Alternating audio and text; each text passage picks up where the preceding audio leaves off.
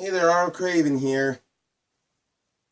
Today I looked up some much good intentional movies, and there were so many movies I loved, in fact, that some of them were good and some of them are not too good. Like some even gave it a mixed review about it. That's right, I'm here to talk today about my top 10 favorite mixed review movies, where some movies are actually approved by the critics and some that the audience didn't like. And the other way that the audience actually gave it more approval, and the critics, they got their heads up their ass. So I will go through what my top 10 favorite mixed review movies are. Number 10, Twilight. Yes, I know what you're thinking about. Why did I have this as my number 10 on my list? Well, at my very first sighting about seeing the movie when I got it on DVD for my own birthday, I didn't know what the movie was really about, and it didn't seem quite interesting for me at first. Because it looked dull and it looked kind of not my type of movie to watch. But when I found my love, my girlfriend, who was into the Twilight saga, and she was a big fan of horror and was much of a book lover, I decided to give Twilight a shot for its money, and I kind of liked it. I mean, much in the franchise, in the Twilight movies, the critics don't like these movies for some reason. I don't know what their problem was, but the audience, they loved all these Twilight movies, except Breaking Dawn Part 1. That one got both these negatives from both critics and audience. But the first one, I actually love how it started off, about a normal average girl, Bella Swan, going to a new school in Forks, and she meets up with a boy who's really a vampire, who I really much certainly liked in the whole entire franchise. I really did like Edward at first, and my girl would always be on Team Edward all the way through. It's one story that seemed a bit dull and was a bit slow, and some people say that the books are better than the actual movie, and yes, I'll take their word for it, that much of the books are better than the actual movie.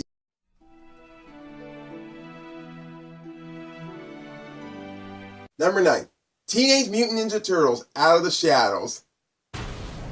Yeah, I know that this movie didn't bid at all at the box office, but it did much better. But it did good approval, better than the first movie that was directed by Michael Bay. Heck, all the critics and audience didn't even love that one, but somehow here in Out of the Shadows, the critics still hate it, but the audience loved it, and I can see almost why. When I went to go see this movie at first with my friend and my two brothers, I actually found this film quite amusing, considering that this one is actually a Teenage Ninja Turtles movie. Like, unlike the first one, it didn't seem like a Teenage Ninja Turtles movie, because not only do we have Leonardo, Michelangelo, Donatello, and Raphael, and April O'Neil, and Splinter, but the Shredder in this one, he actually has a face, unlike in the first one when they made his suit look like fucking Megatron.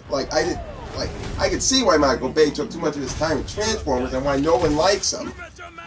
But in this one, this adds more to it with Baxter Stockman, to be precise, Casey Jones, Bebop and Rocksteady, and also the Crane. Oh my god. I never knew that they would actually just push it all into this sequel of the Ninja Turtles movie. And I found it quite appealing that the Turtles finally get to go against the enemies of Bebop and Rocksteady and the Shredder. Well, not necessarily. They didn't go into a fight with Shredder because he only took Crane a few seconds in fighting, and then he got frozen for it. So it was up to the Turtles to actually beat Crane. And that fight was pretty intimidating for me. And of course, what I really loved about the movie was it had that still kick-ass intro song at the end of the credits. Oh my gosh. All four of us were just singing to the song, and everybody in the theater was looking at us like they knew that we knew the song much often, and we loved the Teenage Ninja Turtles stuff. That goes to show that we grew up watching Teenage Ninja Turtles for our life, and that's the reason why we got to love to eat pizza. And it really impressed me when they took some from Teenage Ninja Turtles 2, Secret of the Ooze, with one of my favorite lines. Go ninja, go ninja, go. Go ninja, go ninja, go. Go ninja, go ninja, go. Oh my gosh. Vanilla Ice didn't bother to let them use this one. Oh, this actually is an actual pleasure of a Teenage Ninja Turtles movie, even if they still look human.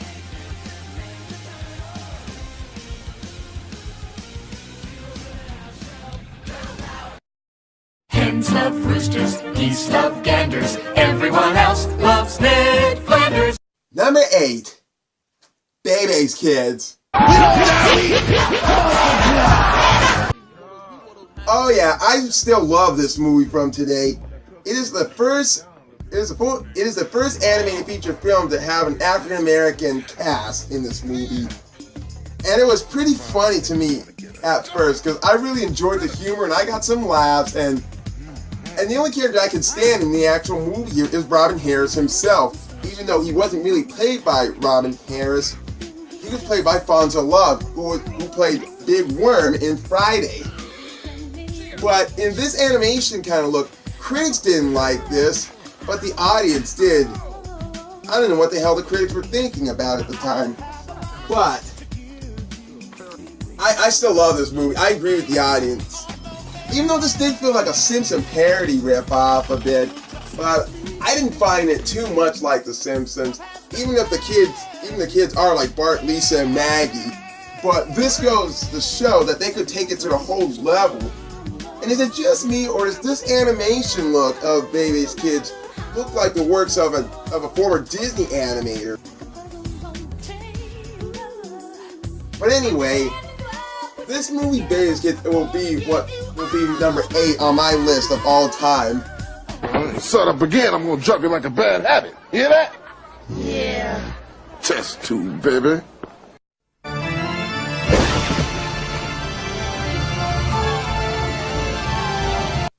Number 7, Hocus Pocus.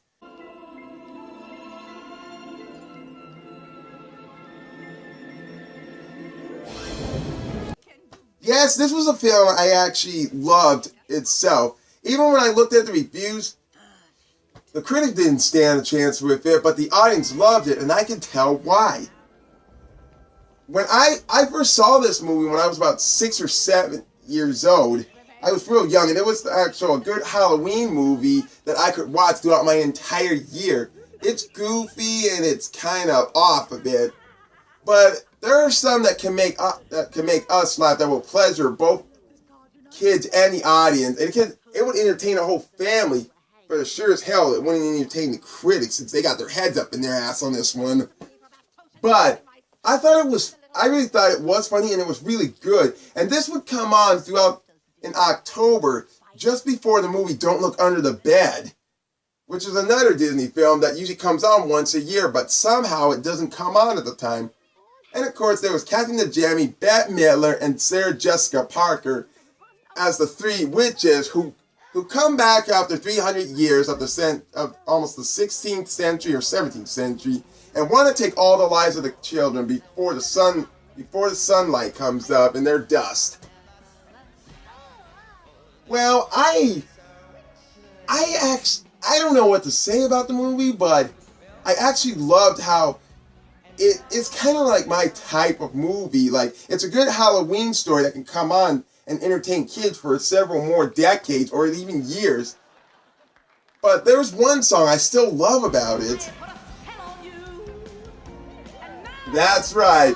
Bette Midler nailed this song, and it's like really potential. Like, she came up with these lyrics by herself. I don't know. Maybe she might have, because she is a good singer every once in a while, and she can be a good songwriter. But she really did play the good leading main antagonist, Winifred Sanderson.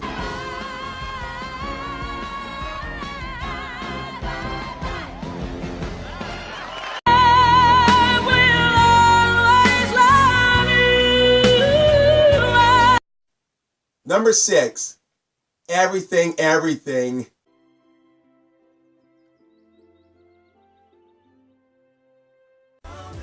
This is a film that I was not going to at least see in the theater until I got pretty intimidated by seeing the trailer of it when I went to see the movie Gifted. And when I saw this movie, right after when I saw the new Alien movie, just one day before Memorial Day, and I love it. I really love this movie. I mean, it's based on a book, but somehow the audience, they love this movie more than the actual critics did, which I don't know what their problem was with this movie, but it's pretty good. Because it's about an 18-year-old girl named Maddie who's been in one place for too long for her whole entire time. Never set out foot, never feels the fresh air, never makes new friends, never goes to school, and never got to experience anything out in the world like making new friends or actually going to a movie theater or going to a library at least. All the stuff is done in one single place where she is at right now, until a boy comes across her path and they start using the internet, texting each other, phoning each other, until one day, this is like almost any other teenager would do if they were in love. They would just run away with that person and just go risk everything that they love or what they want to do. It kind of reminds me of the movie of Penelope, which somehow I'll get to which somehow I'll talk about later in my time. But this is a movie that every teenage girl should see, no matter what age you are. If you are maybe 5, 6, or maybe even your middle or high school age, this is a film you girls have to watch. It is worth everything for you to have.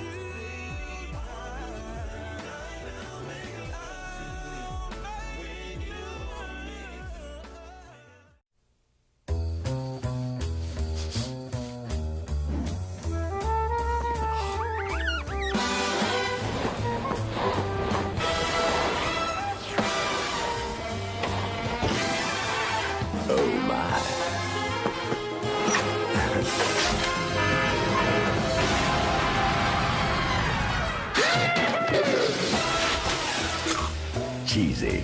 Cheetos! Dangerously cheesy. Now a new crunchy nacho.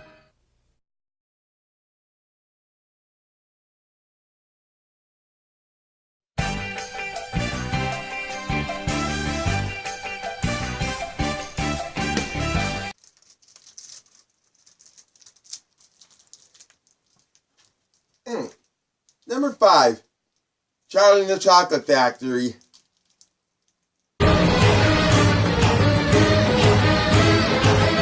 Yeah, I know. Some of that actually came from the book of Ronald Dahl, who also did books like Matilda, Fantastic Mr. Fox, The BFG, and James and the Giant Peach. But with this work, done by one of my favorite directors, Tim Burton, he decided to try and see how the way he would try to work this movie. I'm blown out on my own ass that the critics love this movie more than the audience ever did. Because, more than likely, they love the classic Oh Willy Wonka with Gene Wilder in it, and it had a couple of good songs that are so memorable to them that they could just sing all day of their life.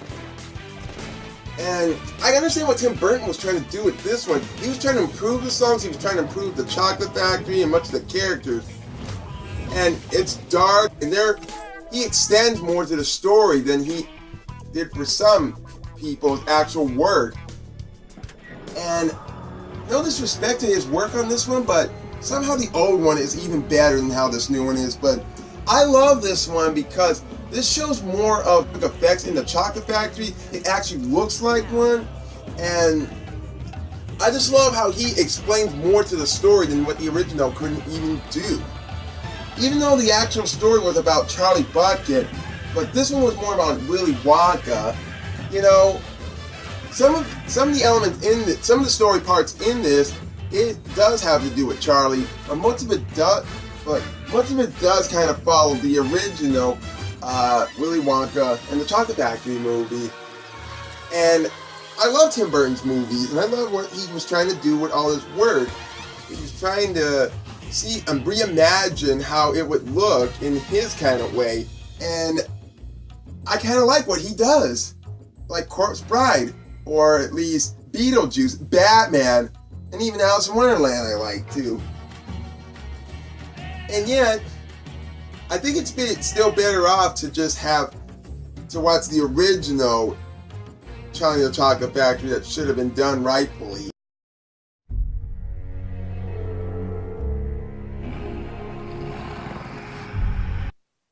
Number 4, Orphan. Yes, I know. This is one of these sleazy kind of horror movies that some of the critics didn't like to see. But in my defense, I had to see this because I wanted to know what was going on with this story. And it looked interesting to me and looked dark, which I can adore. But the audience, they love this movie. Why? Because there are several things in this movie that does make it a creepy movie. A young 9-year-old girl named Esther Coleman, who got adopted into a new family who once wanted to have a child of their own but died while she was still in the mother's womb. So when they adopt the child, some strange things started to happen. People go missing. She's manipulating one of their own non-speakable child who everybody adored in this movie. Even my own brother liked her because she can't talk, but she still has facial and hand gestures that she can pull off, and that's what makes her cute and that's what makes her likable. But in the movie, in this way, I love how it starts building up, how it feels like you just got to be at the edge of your seat, like you just want to know the truth about what's wrong with this child until you get to the very end of the movie. And I was quite shocked to find out too of what she really is, especially when it comes to a point when she was trying to seduce the father, but when every time she gets rejected, she would kill him and his whole family. Then just grab gasoline and just throw a blowtorch and just burn the whole entire house down and go get adopted to another family. I mean, this is a movie that some people have to see for themselves in order to understand it and see what I'm talking about. Esther? Esther? Travis, get in here! Then she up and died, and I got stuck with this bitch. Number 3, Ghostbusters.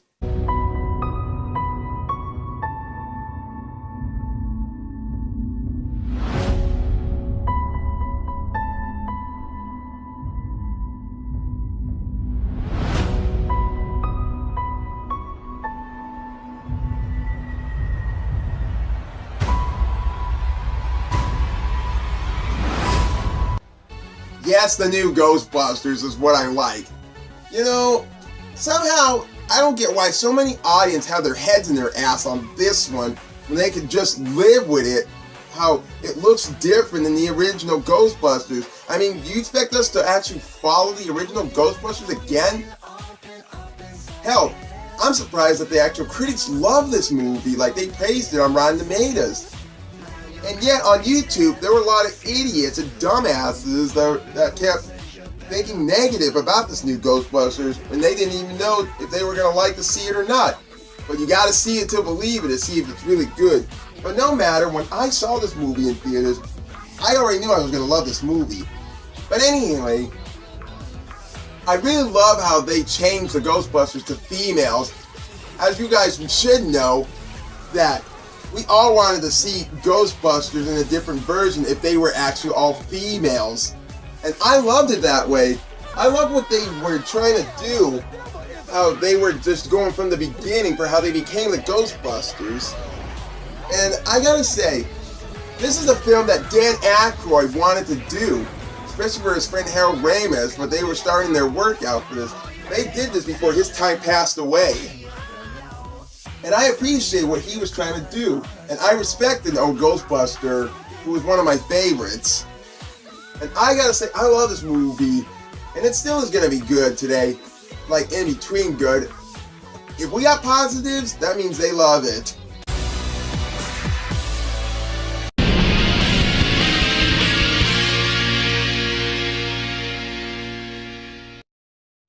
Number 2, the BFG.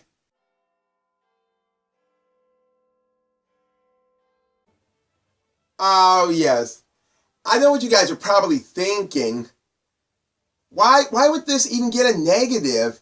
Well, according to the Rotten Tomatoes scan, the audience disapproved it, which somehow they got their heads up somewhere where I want to kick them at. But the critics, they loved it. They really did love it. That's like any other film, like Charlie and the Chocolate Factory, Matilda, or James and the Giant Peach. Oh my gosh. You know, this is something that was based on a book. When I went to see this movie at first, somehow, I didn't know there was a cartoon version of this movie. I mean, I read the book before I even came to see this movie on the 4th of July last year. And I loved it. I really freaking loved it to death. Because I love how the story goes from a different angle for what they were trying to attack. There's so many different moods and so many different angles they were trying to attack in the actual movie here. That some of the parts in the actual movie didn't actually match the book at all. Like some of these other giants, they don't look monstrous like they're supposed to in the actual cartoon and the actual book. And they just look too human-like. I would expect them to be a little more different, more savage-like, you know. But it's about this little girl named Sophie who is an orphan and is how do you say, taken by a big friendly giant into giant country. Yeah, I know. You probably might just think anything about kidnap, but it really isn't. Watch the movie and you'll explain why that some of this is happening. You know, it just almost kills me to say it, but I think I actually kind of like the book more than how the movie was. I'm not saying I hate the movie, I just love it, you know. It's good in my kind of personal way, but it's not too good. Like, never mind.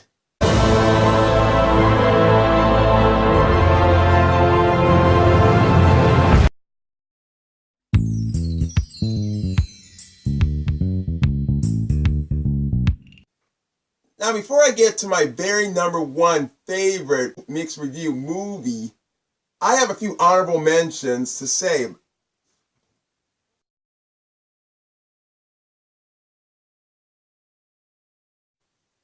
Penelope.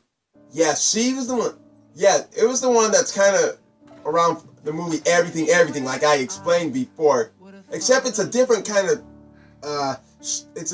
movie, you see. It's like an Indian movie, a romance. It's about a girl, Christina Ricci, who plays Penelope Wilhern, who was cursed to have a nose of a pig after when one of the Wilhern family refused to marry the town's witch's daughter after when she was rejected. So when she spread a blue blood curse on the Wilhern family, the next daughter born will be born with the face of a pig.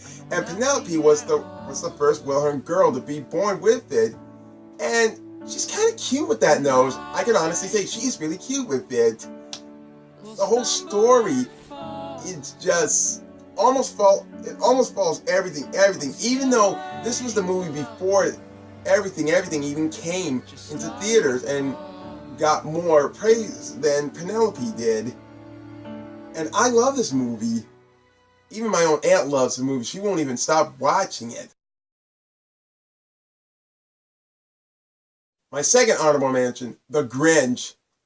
Yeah, I know what you guys want. You guys thinking this ain't a good mixed reviews. No one ever actually proved it. I know, but still, people gotta get their heads out their ass these days. It wasn't really that bad of a Christmas movie either. I can honestly say, I grew up loving The Grinch throughout my whole entire life. Even if some people don't think The Grinch is their favorite character, I wanted to see a Grinch live action movie. And I really loved it.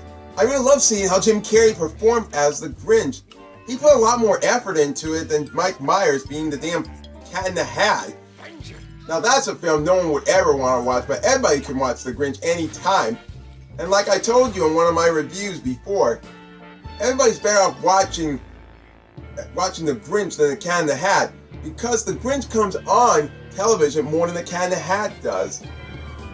I mean, Jim Carrey had a good face, and he had a good animated body that he could work with. I mean, there are some flaws in this movie, but not too many flaws as I see. But when I saw this movie at first, I loved it. And yet today, I still love it because I love the humor that Jim Carrey put in the character that I can use on some people whenever I'm having a bad day. My third honorable mention, Hook. Yes, this is a story that somehow I don't think actually pleased some of the critics about it, but the audience sure got a kick out of it. Started Dustin Hoffman and Robin Williams. It's about the future life of Peter Pan, about he leaving Neverland and he grows up and has 2 children, and they get kidnapped by Captain Hook. And Julia Roberts, who plays Tinkerbell, to persuade Peter Pan to come back to Neverland and save his children. But the thing is, Peter Pan seems to lose his touch much often. Oh, and it isn't Peter Pan, it's Peter Banning, is what his name is. And you know, this, I don't know, I got a lot of laughs from Dustin Hoffman, and much less from Robin Williams, even though Robin Williams is my favorite actor, and he brought my good luck charm into this world. And there are some flaws, and everybody loves it, and everybody loves what Dustin Hoffman does. Even the nostalgia critic, he loved it. He still likes this movie, even though it has its own bad moments into it. But I still like one part in this movie. Don't try to stop me this time, Smee. Don't you dare try to stop me this time, Smee. Try to stop me. Smee. You better get up off your ass. Get over here, Smee. I'm coming, Smee. This is not a joke. I'm committing suicide. I know that's kind of a bad example of what you're saying for the younger audience out there, but it's just too damn funny.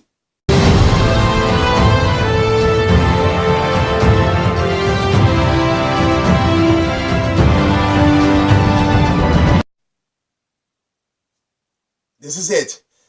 This is it, everybody. My number one most favorite mixed review movie is...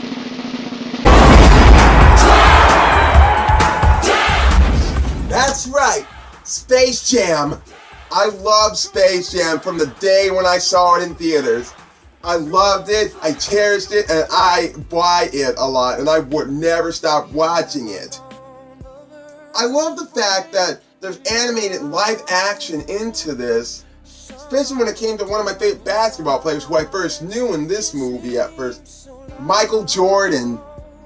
And I loved how he was in this movie, along with the Looney Tunes characters. I know it's a dumb story for some of the critics who didn't like this movie, but up yours. At least the audience got a kick out of it.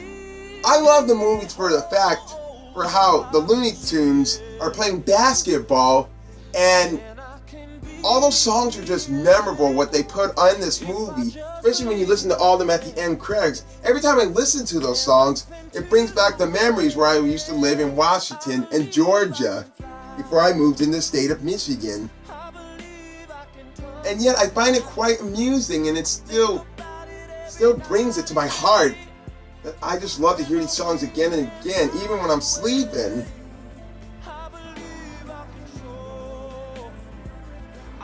So that's all my top 10 most favorite mixed review movies that I loved and still love today on my top list. So till then, I'll see you next time on the next reviews. I am R.L. Craven. YouTube's beware the Reaper you'll fear.